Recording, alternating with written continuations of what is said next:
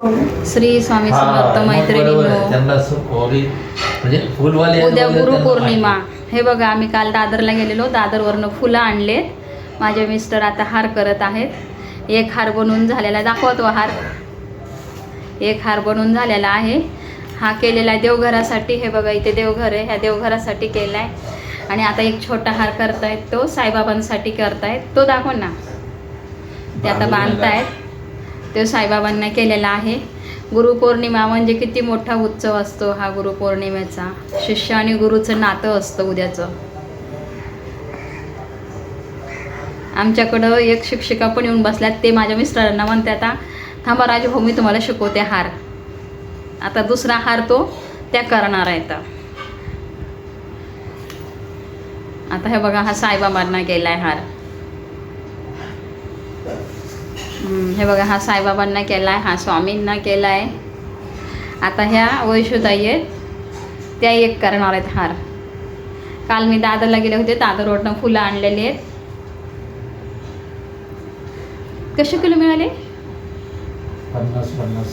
50 रुपये अर्धा. 100 रुपये किलो होते. आणि स्वामींना सोनचाफ्याची कंठी आणलेली आहे. आता हार वैशुताई करत आहेत. तुम्हाला कोणी शिकवलेला हा? कदम साहेब, पप्पांनी. हा, पप्पा गजरे पण भारी बनवायचे. हळदी कुंकू असलं की पप्पा गजरे मस्तच करायचे.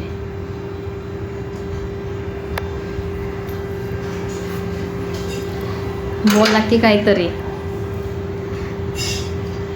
नंतर झाल्यावर दाखव. तर पूर्ण झाल्यावर दाखवायचं.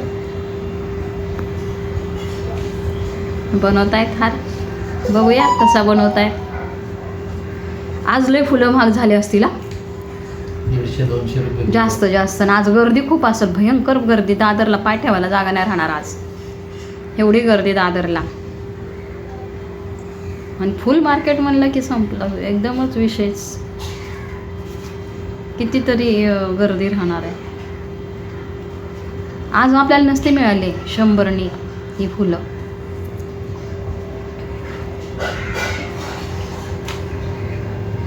वैशुताई साईजनुसार.